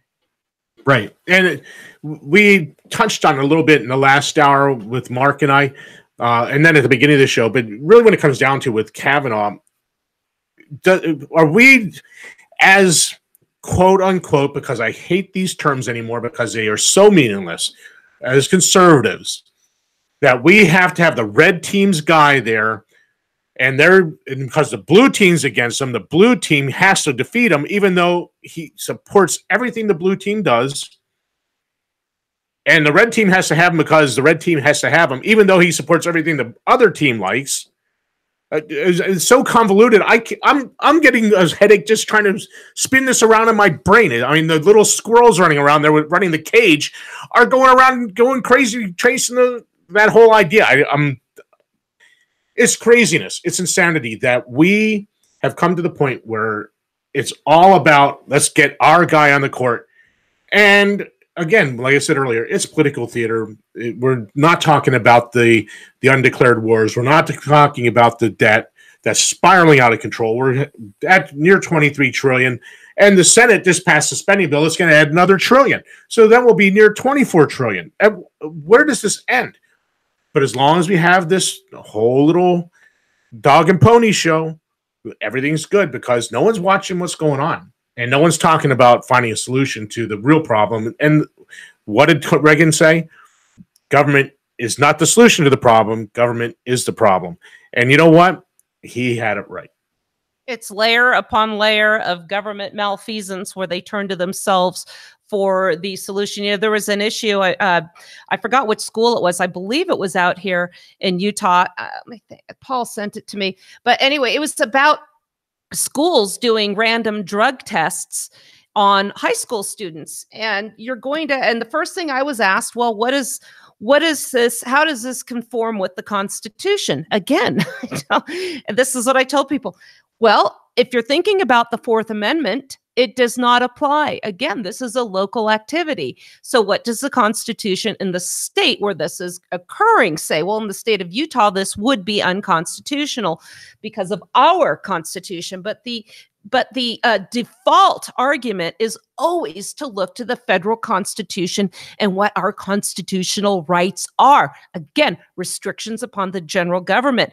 Quick announcement, too. I received a book in the mail yesterday, The South Was Right by James and Donald Kennedy and James Ronald Kennedy and Walter Donald Kennedy. We call them Ronnie and Donnie, the Kennedy brothers. They're also going to be at the Revival of Secession and Nullification event in Dallas, by the way. Really, really sharp guys. And he's going to be on the show. You know, Jeff, I know we are making progress when we get contacted by people like the Kennedys at say, you know, hey, can we come on your show and to share their ideas? Because again, the Southern cause was about sovereignty. It was not about slavery, and it was not a war between the states. It was a war that the national government imposed upon the states to collect a tax. So we're also talking about the truth as well. So, you know, this is what we're trying to tell people. We have alternatives. You don't have to sit there and wring your hands. Is this justice going to be appointed in time for the Supreme Court when the session starts on October 1st? Who cares? It shouldn't even impact your life at all. Bread and circuses, dog and pony show, call it what you want. But this is not what we were supposed to be, folks. So anyway, I wanted to address an article that I had shared with you, and I had seen it before in another format. And it's really interesting because it's called The Democrats will never confiscate your guns. Instead, you'll hand them over. And you might think, you might be one of those from my cold, dead hands crowd or shout Mullen Labe, but would you? Here's how the article starts. I see and hear a lot of talk about how a national gun registration or confiscation would be the trigger that would spark the Second American Revolution as patriots rise up to resist the jackbooted thugs who are going door to door taking away people's arms. I have bad news for everyone waiting for national registration or a mass confiscation so they can get their armed rebellion on. A national database of gun owners already exists, and a national confiscation effort will never happen, ever. Instead, you'll hand over your firearms peacefully. All of them, even the ones you paid cash for, to some random guy on arm list in the dead of night. This is from All Outdoor website, and it was posted actually in 2016, but I had come across something similar before when they focused on how state legislatures could also come up with laws that would make you want to turn in your guns. So he says here, the NSA knows who you are and what you have. The Second Amendment supporters have been so focused on this one little corner of the Bill of Rights that they've left the Fourth Amendment, which is supposed to protect citizens against unreasonable search and seizure, turn into a dead letter. The surveillance state, now remember, tie this in with Justice Kavanaugh, who thinks a gathering of metadata, and do you really think he's going to stop there, is completely conforms with our Constitution, is consistent with our Constitution. The surveillance state that got started under Clinton picked up steam under Bush 2 and Obama has expanded even further. The NSA is tracking everyone all the time, and they're hooked into Facebook, Google, Amazon, and every other piece of web-based software. You've been to shop for accessories on your AR. How many people, I've done this myself, have posted pictures with them with their firearms? You can delete them all you want. We know that they're not going anywhere. This is the problem when we get onto these social media platforms with good intentions about sharing our lives with our friends. Had I known, Jeff, if you had known the nefarious nature of these tech companies and what was going to become of Facebook, would you have ever joined? We've gotten a lot of benefits from it, but this is a tough one. Yes, I've really rethought how I share things. I don't share a lot of personal things anymore. I generally share stuff for the shows. I don't post anything that picture-wise. The problem is, as you stated, it's already out there. It's already going to stay there. And Greg, you can always add in here because you're the tech guy. Just have to mute your mic as soon as you are done talking so that it doesn't override with the background noise. But I have stopped posting most of these things, as you said, Suzanne. And like they said, look at how much information these companies can get.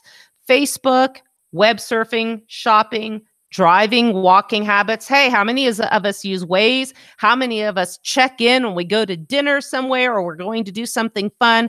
How many of us have Fitbits and how long we walk? It traps our footsteps, and we do this voluntarily. Think about the fact now that the NSA is even less constrained by the law than Facebook and has access not only to Facebook's detailed profile of you, but to profiles created by other sources, from your credit card company to your health insurance provider. We had a little bit of a discussion on medical marijuana on Paul's show on K-Talk, and they were talking about how using credit card restrictions, not allowing credit cards, only certain credit cards you can use to buy cannabis. And my response to that was, you are absolutely insane if you are a firearms owner in particular and use credit cards to purchase cannabis, even if you're in a state where it's legal. Here's the problem. The new NICS, when you want to get your firearm instant background check passed under King Trump, asks a new question now about antidepressants, or if you are in possession of, even just possession of, not even using. So if you have a sick family member who is very debilitated and you're giving them medical marijuana under this question, as it is worded, you will be denied your right to purchase a firearm. The general government has put forth this questionnaire in direct contravention to the Second Amendment. Not only that, they don't have the authority to regulate marijuana at all. So again, we have unconstitutional act upon unconstitutional act. This is the problem with medical marijuana. Also, you will be in a database. All of this stuff is linked. I hate to sound paranoid, but they are watching us. Junk Bond, do you want to chime in on that? Am I on base here? You're right on target, Suzanne. There is legal watching going on all the time, and it happens from the government and it happens from business. And the example I like to give is that your microphone on your iPhone or your Android is always on. You can't turn it off. So when you go somewhere and you start having a discussion about, let's say, glaciers in Antarctica, and then you sit down at your computer in your house, completely separate from where you were with your friends, and you start to see advertisements for glacier ice to make ice sculptures or put into your scotch, there's a reason for that. And that's because that data has been taken in through the microphone in your handheld device and sent through to the database, processed, and put into the group of advertisements that you're most likely to be interested in. This has happened to me. I had my computer on here in the kitchen, and I was looking for a Sharpie. Boys screaming at him, "Where's my Sharpie? Sharpie, Sharpie, Sharpie." What came on my Facebook advertisements? Sharpie, Amazon. And it's not just your computer. This happened when I had my telephone. I was visiting family. I forgot what the topic was we were talking about, but sure enough, it came up on Facebook. Sure. And if you have Alexa or if you have Echo, those things are always on. You can't turn them off. Good luck. You just signed away everything. If you have Ring, that doorbell that captures video, guess what? That thing is sucking in video too, and it's sucking in audio. That's being thrown into the database about the people who come to visit you. This is, oh, I didn't think of that. This is all under also the auspices of enhancing our experience. We hear that all the time. We have sold our souls for convenience. I'd like to simplify my experience if that's possible. Yeah, exactly. I saw something on the news today, and I didn't get a chance to run this by you, but this was on Fox Business News. And there's a new product out, a new platform application called Nextdoor. Have you heard of this? I have not. Okay, here it is. It's supposed to be a social media platform, but for communities only, not even just zip code, maybe 700 houses. And this is completely private. Wink, wink. Well, I'm going to have you address these claims. Completely, the laugh I think says it all. It is completely private. You will verify your information, meaning put your driver's license so they can see. And then you have a secret forum in which you can ask your neighbors pretty much anything. Babysitting advice. Do they know a plumber? And share stuff with your neighbors. So kind of like how they're buying medical marijuana, yeah, still owning guns. Yeah, exactly. Or how nefarious can this be? What if you're a homeschooler, but hey, you also like to hunt? Whoa, wait. You can't have a school and you can't have guns in school. The innocent behaviors. Did you ever read that book, 3 Felonies a Day? How many crimes are people going to inadvertently admit to on these platforms? I'm to the point, I don't trust any of this anymore. Seems like a good idea. We can communicate with our neighbors. I have an idea, Greg. This is crazy. You think Crestlands is a nut job? Check this out. Good. How about you go out your front door, walk to your neighbor's door, ring the doorbell, and talk face to face. Whoa! That might require me burning off some extra calories other than sitting on my couch being a 400-pound hacker. But do you see? I mean, if one of the things I've noticed from when I was growing up and riding my bicycle to school all the time is when I take my journeys and drive, all around in my RV, I drive through these towns.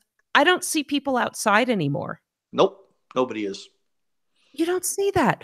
Kids used to ride their bicycles up and down the streets. We all used to play and, ring doorbells and run and hide in bushes and go in vacant lots or swimming holes and actually be outdoors. Where are these kids now? They're sitting in front of the TV playing Playbox or whatever it is, PlayStation. They're sitting in front of the computer and they're having virtual experiences. They're not actually having interpersonal communication with a human being. And this is going to help. It's going to bring them into the next technological generation where they actually just need to interact with Android type of, and I don't mean the phone, I mean like robots, stuff like that. You saw where the sex brothels opening up in Texas now, and that's going to match the number of ones that are in Germany and England already. And these are staffed by artificially intelligent robots. You're not going to have interaction with humans anymore. Your interaction is going to be limited with computers, robots, and you're going to have to forget about like how to write in script, how to take notes, or how to have any type of interpersonal skills whatsoever. And we're well on the way to that right now. Greg, what was that movie? There was a movie about that. And I'm going to say it was Tom Cruise, maybe. Everyone stayed in their house, and there was a virtual reality. They had their little robots that went out and did everything for them, and they were just hooked up and did a virtual reality. I can't remember the name of that movie, but it was, is that where we're heading? I believe so. I have a very dystopic view of the future, just based on what I've worked on in the past and where I see us going. Most people don't share it, but most people should consider it. When I was an undergrad, I remember taking classes in my field of concentration was political science, public law, and talking about the I think it was CATS, the wiretapping cases, and where you were surrendering your privacy at issue was, are you surrendering your privacy when you use a public phone in a phone booth? Now now we have our wiretaps, our little microphones, our bugs on us 24/7 voluntarily. There's even a bed with an app that will adjust the bed if you're snoring. I don't even want to think of the other things this bed's going to do if it hears other noises. We are surrendering every aspect of our privacy, even our bedroom, for technological convenience. Yeah, there's smart mattresses now that will adjust themselves too, but it also takes and will store the data that you have. So if your wife is having an affair or something like that, it'll detect that it's a different combination of weights and activities at a certain time of the day. And, or your husband's having an affair or whatever, or your dogs are up on the bed, you'll be able to tell that almost immediately. So when you bring home one of those robotic sex dolls too, the combination of those two things give enough data that somebody can be completely and totally categorized in one group or another and exploited. These sex doll things, I mean, this is just, it's the next logical step in our inability, our learned inability, I will say, to interact as human beings. It's huge in Japan right now. More men have partners that are sex robots than women because they're easier to deal with and easier to work with. Well, you know what? I can't say I disagree with that. I am the mother of 2 boys, and I've had these talks with them where I genuinely fear for their well-being in today's world with these women who are trained to believe in this perpetual victimhood status. For instance, this Dr. Ford. And my response to her allegations is, if we had more women that were in line with Proverbs 31, instead of going off and getting drunk at frat parties, we wouldn't be having these issues. Am I blaming the victim? I'm not blaming the victim.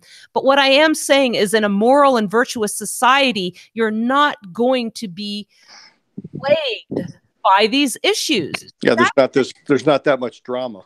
No, there really isn't. Obviously, there are always going to be predators, sexual or otherwise. But ladies, please act like ladies and don't get yourself into these messes. Just the whole Me Too movement. Gee, I'm going to go to a hotel room with a wealthy producer by myself. What could possibly go wrong? And I'm going to tell everybody about it. Yeah, I'm going to tell everybody about it, because now that I'm worth $20 million, I'm going to share my story about what a victim I have. Let me get back to this gun article really quick, because this is the problem. When the government outlaws semi-automatic firearms, and we've seen they had a 10-year ban on the AR-15 platform, you're not going to send cops or troops door to door to take them. No, they're first going to send out letters, and we're seeing this in several states. New York, I believe Connecticut, California, where the bullet ban was once a compromise, now it's criminal. They're going to send out letters, and by the way, you've already registered them. They're saying they know what you have and that you turn it over by a given deadline or face a penalty. How many people will say, I'm not turning it in? Well, wait till wife says, hey, honey, I opened the mail. Apparently, you've got a few ARs I didn't know about. And if you don't get rid of them, you're going to go to jail. You're the breadwinner. Turn them in. Well, that is the epitome of people falling prey to propaganda and making themselves feel like that they are in compliance, and therefore the government smiles upon them when they turn in their spouse or when they do something crazy like that. They're going to feel like they have the moral upper hand because the government has told them that that is what they need to do through the propaganda that they've been receiving for years. Yeah, we've talked about also linking this to financial accounts, financial activity.